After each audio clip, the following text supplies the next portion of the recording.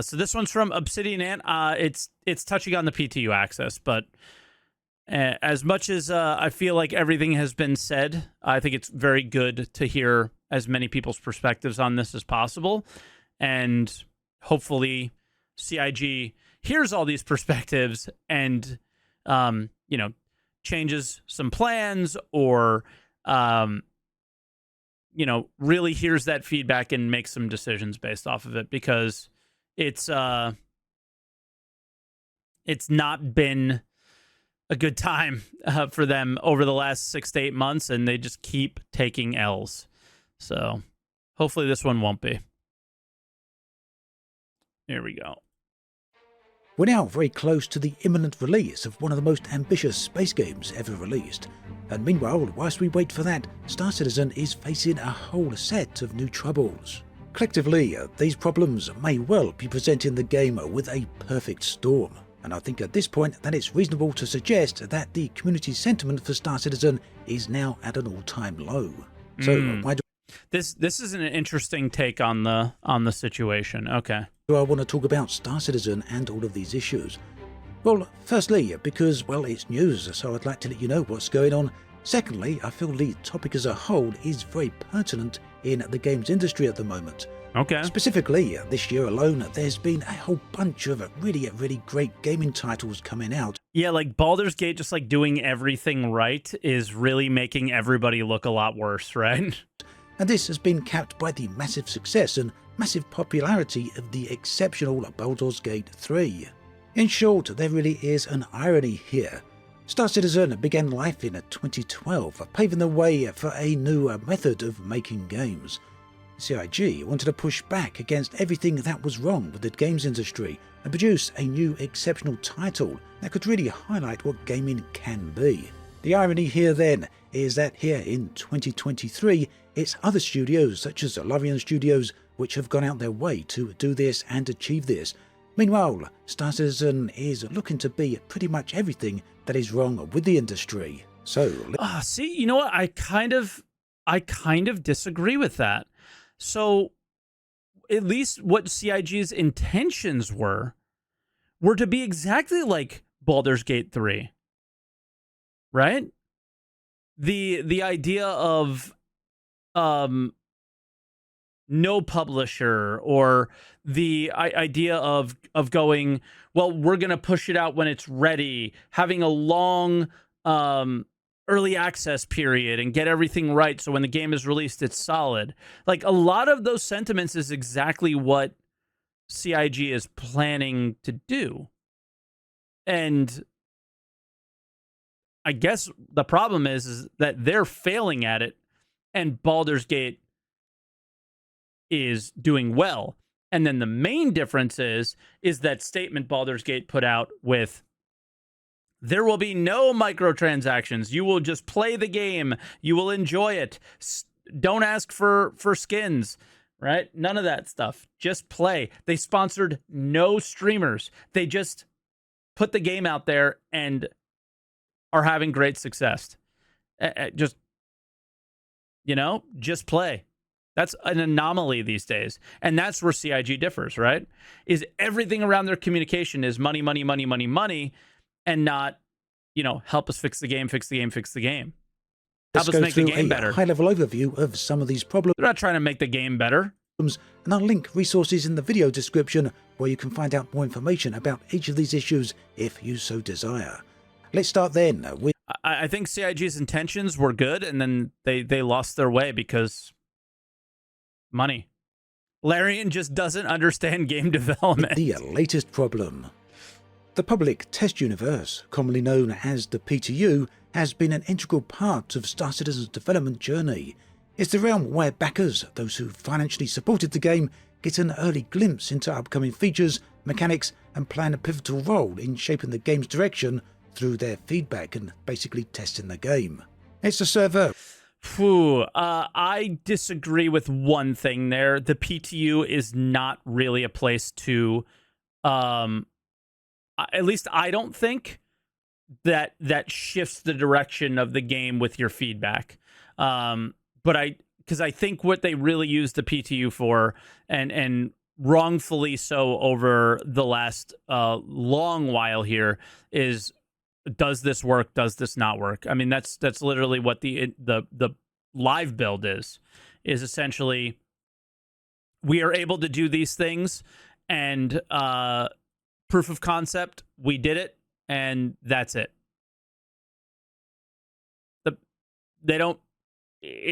The feedback loop doesn't exist. Where all new content is initially released before making its way to the broader public. Historically then, the PTU was open to a broad range of backers. Whether you were a day one supporter or a recent enthusiast, you had a chance of being invited into one of the PTU waves.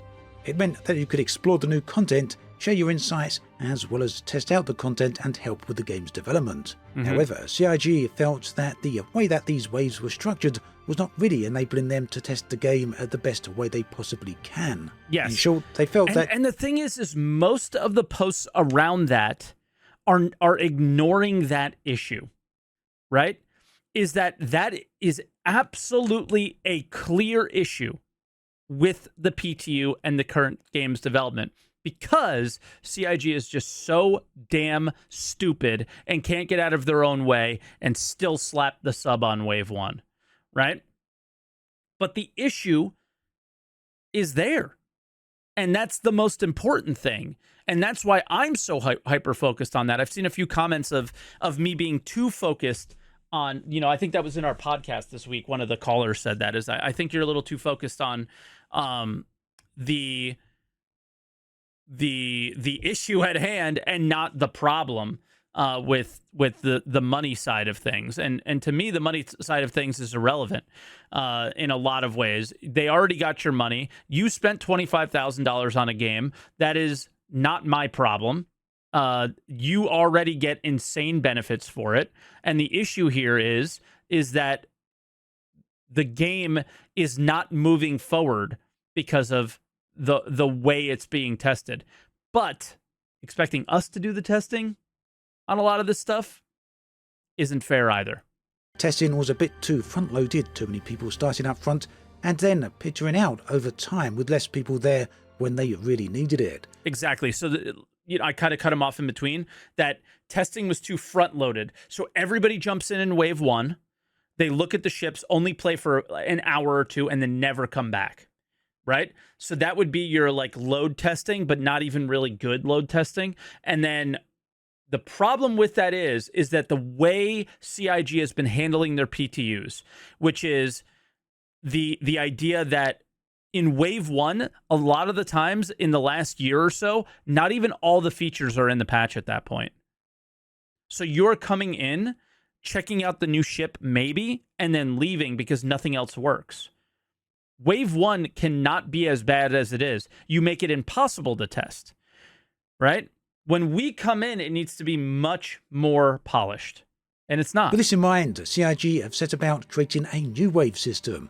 This system categorizes players into different waves, with each wave getting access to the PTU at different times.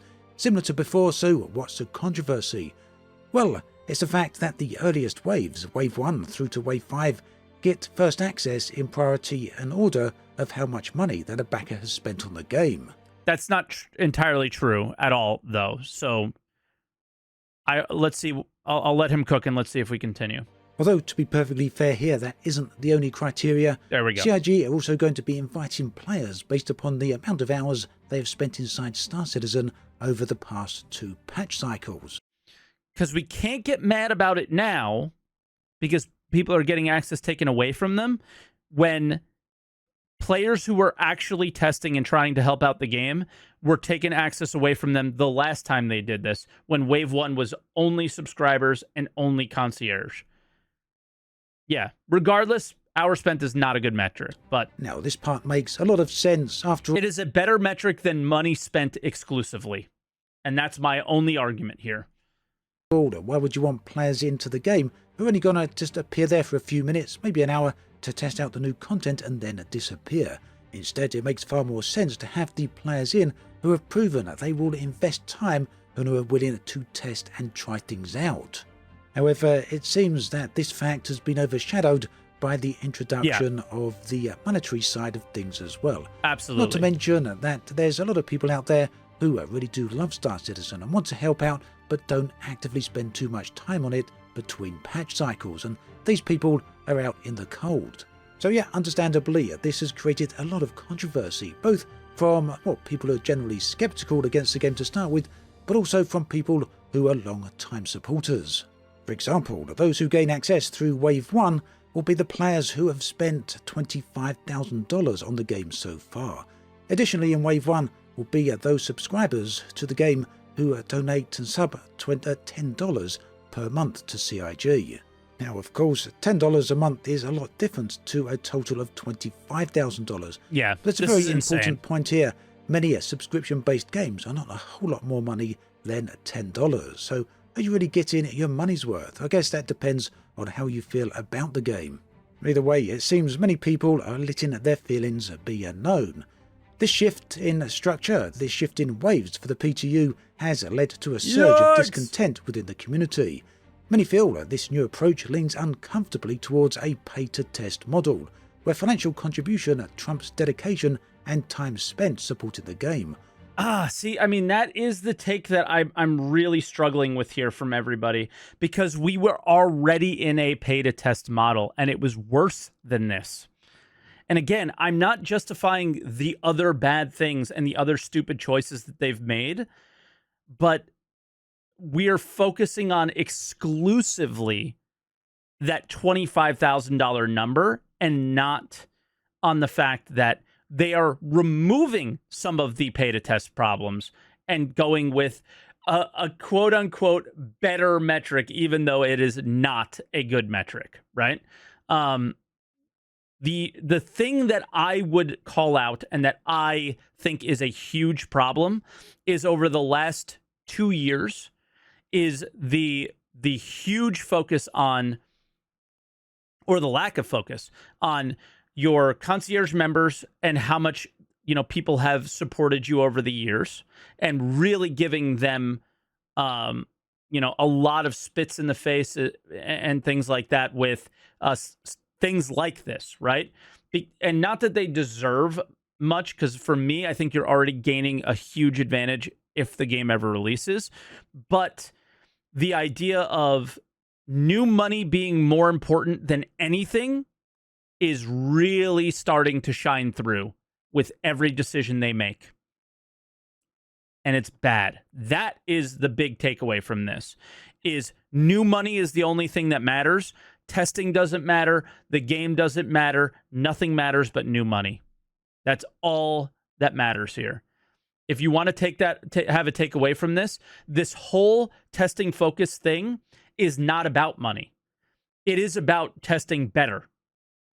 But the lack of removing the subscriber thing shows their level of importance on new money is entirely too high. And, well, maybe not too high because they're trying to keep the doors open, but it's problematic, I would say. And long-term backers, some of whom have been with Star Citizen pretty much since its inception, might not necessarily have spent vast sums of money. And these people, quite understandably, feel sidelined and undervalued. Another significant concern is the potential narrowing of feedback. Because I'm learning more, maybe it's not the entitlement issue. There's the Star Citizen community is some of the most entitled, disgusting comments I've ever seen. But a lot of it is feeling like, dude, I gave you a lot and you're taking stuff away from me? That's kind of screwed up. You know what I mean? So, I get that point of view, but that and somebody who's spending $10 a month is getting priority on something over me. But the other side of me goes, well, the whole reason they have to do this is because you weren't testing in the first place, right? A lot of this is sort of your fault. But then again, it's just constantly going through these waves of, well, why is it on us to be testing these things? Wave 1 is such a problem. Citizen's strength has always been in its diverse and passionate community, but by limiting the early stage testing to such a select group, there's a risk that the feedback... If we all tested the game would be fixed? No, and that's the biggest problem, is it wouldn't, because I think in the early days of the issue council, Evocati, and all these other things, backers were way more enthusiastic about testing for them than they are now, because the results of their tests have delivered these results of the current game, along with, any interaction with the issue council has not been a good experience. Things getting closed, things being called duplicate reports when they're not, things being called fixed when they're not, all sorts of problems, right? And everybody feels worthless. Why are you placing value on testing when you don't utilize it? Is what it feels like to us. It becomes a less varied, potentially missing out on different perspectives and experiences that could be crucial for the game's development. As we journeyed into 2023, back at the beginning of the year, it seemed that this year would have a few potential promises. One particular thing standing on the horizon, not known whether 2023 or a little later, was the Pyro star system. Announced roughly half a decade ago, the Pyro star system has become somewhat of a legend within the community. Year after year, it's been dangled like a carrot with promises of its release next year. Yet, as we approach the end of 2023, Pyro remains an elusive dream. This year, the vast universe of Star Citizen has felt, well, stagnant, and I'm certainly not the only one to say that. Many Star Citizen content creators have said the same in their videos, and it's a common theme throughout the forums and Reddit posts pretty much everywhere from... It's funny because it is stagnant, but it also, like, there's been some pretty monumental changes to the game that have made the game a lot more fun to play. But it's absolutely stagnant in terms of, like, the pillars and the more important things, right? No org gameplay, no economy, no server meshing. PES is a mess. Persistence has been a disaster in every patch release that we've had so far. So for, like, the truly important things, the highlight features, it's been insanely stagnant. But the little things, there's been a lot of cool little things. The Star Citizen community. So despite the high hopes that were set by Chris Roberts and the high expectations, 2023 has not seen any large-scale content updates. Features like the separate replication layer, the resource system, bounty hunting version 2, as well as persistent hangars with freight elevators remain conspicuously absent. All of these were mentioned in the previous letter from the chairman by Chris Roberts as content, which was, if you notice that date, December 2022. That they would, plan for 2023. And it doesn't just end there. Players were eager to also experience the player traversal overhaul, the new interaction system, FPS scanning, and the Vulkan graphics API. Yet silent. All of which I think is still slated for the end of the year. So they still, in my point of view, they still have time on those things. But freight elevators, that's one that I think was expected by now and is a big miss. Is all that has been received. Which year? However, it wasn't this all year. Quiet on the development front this year. The long-awaited persistent entity streaming, or PES, finally made its debut, and this was some pretty groundbreaking technology that had been long awaited for. In fact, it was the technology that was needed to build all the future content on top of. Yet its release came with a storm of issues. Fundamental aspects of the game broke down, turning the universe into a playground of glitches and bugs. Whilst a lot of these have now been fixed, many still remain in place. Ultimately then, as we edge in towards the end of 2023, players are still waiting for new adventures and new content. And one can't but wonder, when will the promises of yesteryear become the reality of today? It's kind of interesting, because what even is new content that is expected to be coming this year?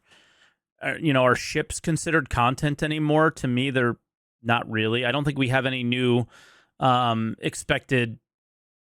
I mean, some ships are, like the Bandit Merchantman, like some unique ones, but I don't think we have any, like, crazy new mission types.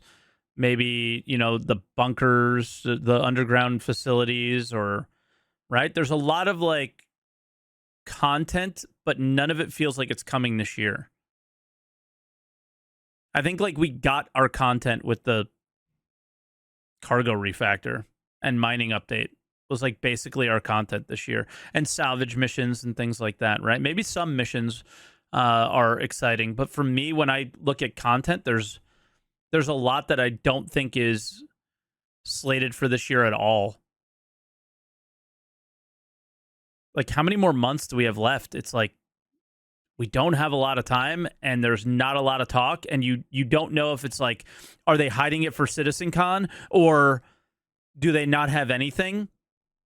And just with the history, is they don't have anything. You know, that would be my guess. The Banu Merchantman, a name that resonates deeply within the Star Citizen community. I don't think this is a worth ship mentioning. Of grandeur announced in 2013 as a part of the $27 million stretch goal. By 2014, it was up for concept sale, capturing the imaginations I see of where, wallets the theme of the video. Eager backers. Fast forward to 2019, and the original concept saw a rework, aligning with the new styles introduced by the Defender. The sentiment around this was, 2021 horrible. Brought hope. The Merchantman was revealed to be in production with a projected work schedule of 50 weeks. Later that year, CitizenCon 2951 provided more insights into its development. Yet by mid-2023, the winds had changed. The Merchantman was demoted to the development backlog, prioritizing other capital ships like the Polaris from Roberts Space Industries. The reasons: existing design kits for the RSI ships, cost-effectiveness, and the departure of key personnel who had worked on the Merchantman. The Merchantman's unique design and lack of Banu vehicles in the pipeline meant a restart of its development process, casting a shadow of uncertainty over its future. But the Merchantman isn't alone. Star Citizen boasts 89. This is the one. To me, this is like one of the only ones that matter. This one, maybe this one. I guess the repair rearm. Okay, there's a lot that matter. I should shut up. Different ships the Orion too. Bells, with, as far as I can count, 29 still unreleased. Jesus. 29 ships. Many of these are large vessels, potentially facing challenges similar to the Merchantman.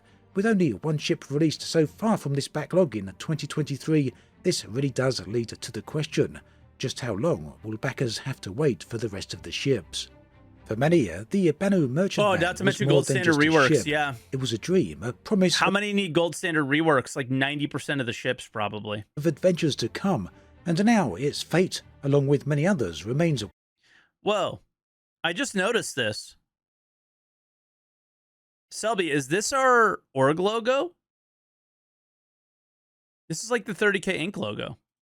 One of the most poignant chapters in the Star Citizen saga. 2012 marked the beginning of Star Citizen's ambitious journey, a journey that has since amassed a staggering amount of nearly $750 million in funding. In the realms of game development, such a figure is entirely unprecedented. And whilst Star Citizen promises an unparalleled gaming experience, one can't but wonder, at what point do we say enough is enough? Today, we stand 11 years, or perhaps 12 years into its development, depending on how you're counting. Now, die-hard fans I've seen many times before argue that CIG had to construct a studio from the ground up and rework a game engine to boot to fully realise their vision. Of course, these are entirely But the valid vision points. keeps changing. Yet at some point, we gotta ask, when is enough enough? Where do we draw that line? Is it 10 years, 15 years, 20 years, 30 years? Is it at 2 billion, 3 billion? Where is that line drawn? Or is there no such line, and can this be funded indefinitely and take forever to actually make? It's not a case of not understanding the project. And I think this year is showing that, you know, they're hitting the limit of where they can fund from, how they can fund, with the pace of their development. The pace of the development on the PU needs to improve if they want to continue to fund the game the way they have been. And this year showed that, because all of the problems they had this year are exactly why, and they know it, are exactly why they are not making more money than they would have last year. And the excitement around 318 shows that they had every opportunity to make more money than they did the previous year, because I've never seen that many people excited about Star Citizen ever. And all that could have equated to is millions and millions of dollars in funding. And what it turned into is making less money because they completely dropped the ball on it. And can they recover?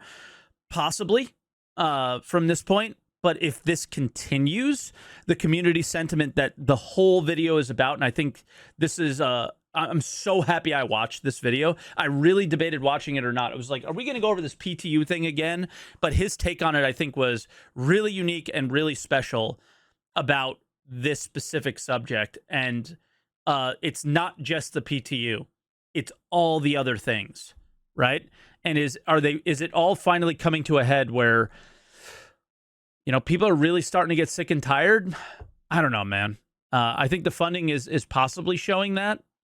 It's a case of living in reality. So where does that leave Star Citizen? Where does it fit into the overall narrative? Well, nearly $750 million and over a decade in the making, the question isn't just about the game's potential, but also about financial stewardship, priorities, and ultimately delivering on promises. Players are voicing concerns about the game's prolonged development, with some fearing that it might never see a full release. The sentiment is a mix of hope, skepticism, and frustration. Yeah. Promises of new star systems, eagerly awaited ships, and gameplay mechanics remain unfulfilled. The question on many's mind, how much longer? Now, Star Citizen isn't just about a persistent universe.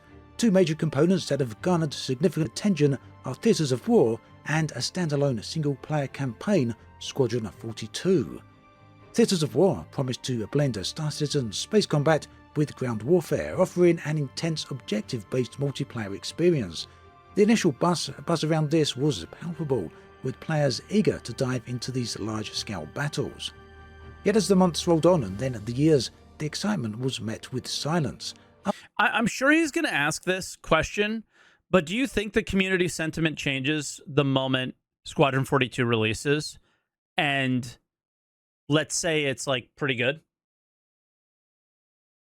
Do you think like just everyone's tune changes?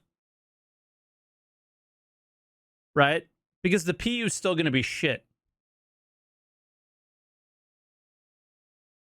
So, you know, it really comes down to if the PU is actually improving before Squadron 42 releases, is how I see it. But yeah, I mean, I would argue that a majority of backers backed for Star Citizen because that's what has been marketed to them. And a lot of people probably don't even know about Squadron 42.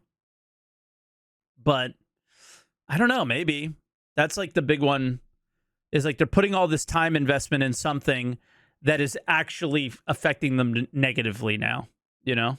Updates became scarce, What and up, the Elliot? community was left speculating about this particular component's fate.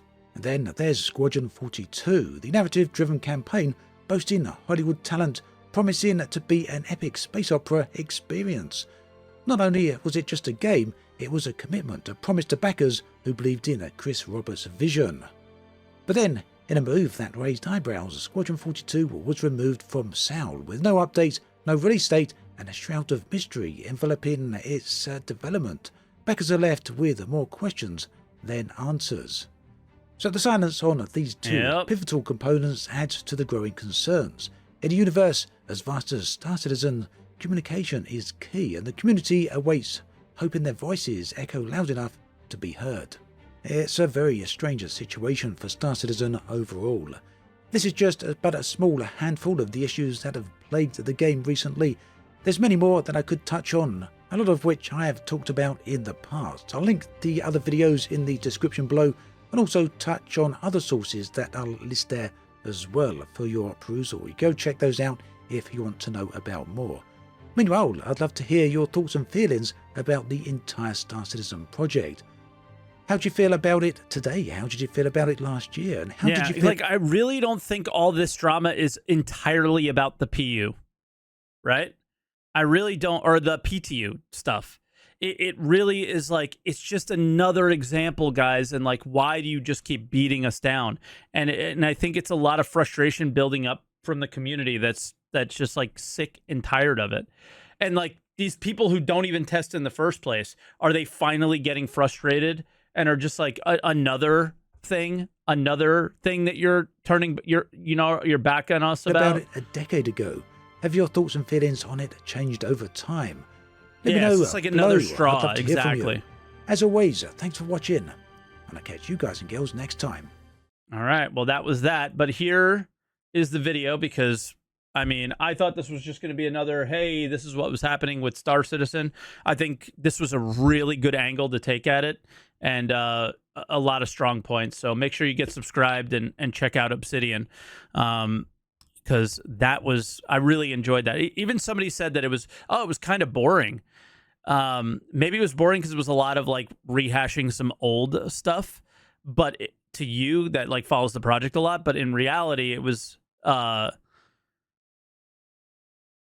such a unique take on the subject of like, is this all the community sentiment just like coming to this boiling point that everybody's just starting to lose it about it, and I think that's really what's starting to happen here is everything CIG does, like the little things even, are getting blown up into something that isn't as bad, maybe, because it's just so constant and consistent all the time, right?